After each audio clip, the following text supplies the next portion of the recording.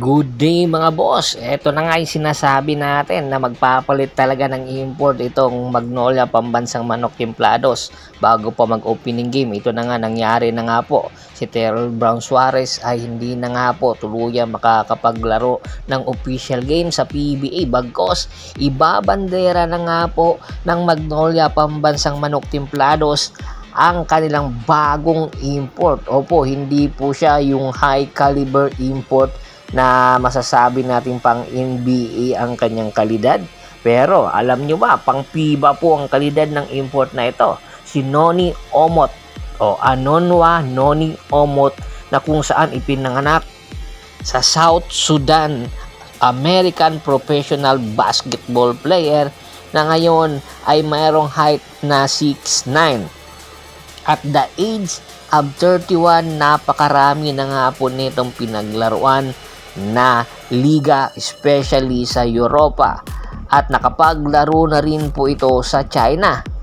At alam nyo ba, naging NBA undrafted po itong si Noni noong 2018. Naglaro na rin po sa NBA G League sa Long Island Nets at nagpalipat-lipat sa Germany sa iba't ibang liga, especially sa Afro Basket or FIBA Afro Basket, na kung saan nakasama nga rin itong si Noni sa national team ng South Sudan. At noong 2023 FIBA World Cup dito sa Pilipinas, isa ito sa mga inaabangan na player.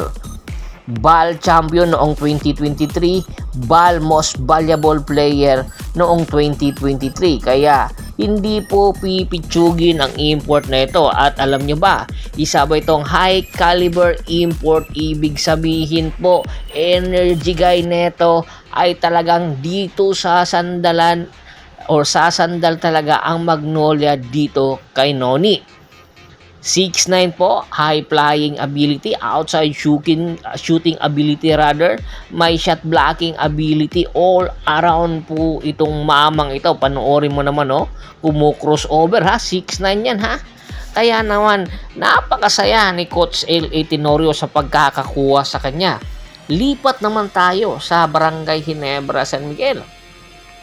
Tila yata nabibighani itong si Team Con sa ipinapakita nitong nakababatang kapatid ni Maverick Ahanmisi na si Jerick Ahanmisi. Bakit kanyo? Unahin natin yung ipinakita niya sa PBA All-Star Weekend na kung saan siya nga ang naging 3-point king. Tapos nakuha pa niya yung obstacle.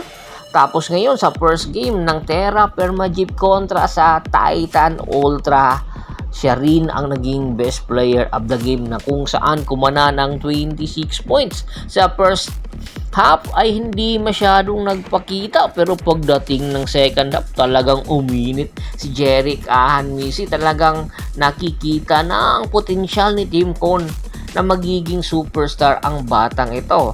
Sa kanyang outside shooting, napakataas po ng kanyang field goal percentage.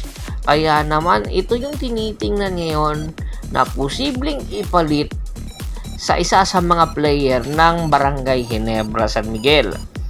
Yung consistency nitong si Jerick ang tinitingnan ngayon ni Coach Tim Con na po pwedeng kunin anytime sa barangay or ng Barangay Ginebra sa Terra Permajip.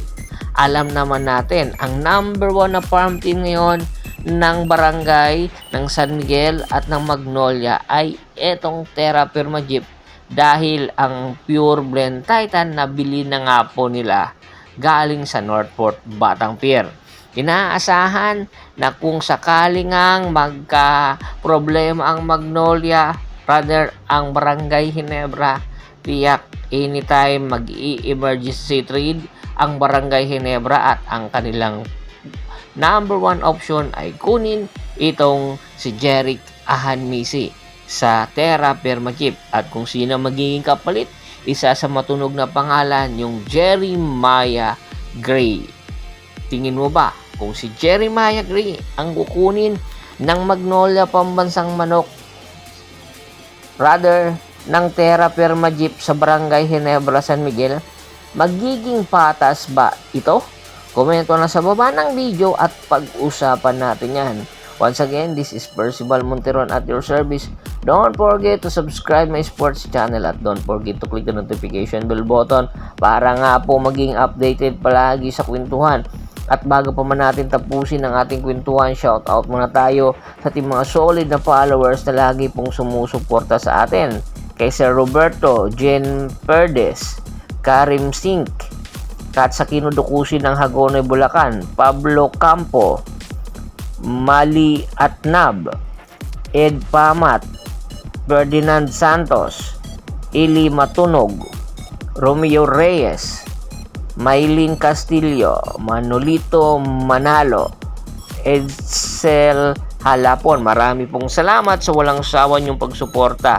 Pakibisita rin po ng Facebook fanpage ko na Hapres PH, Pulgoso at Bostor para po sa mga karagdagan sports balita. Hanggang sa muling kwentuhan, maraming salamat po.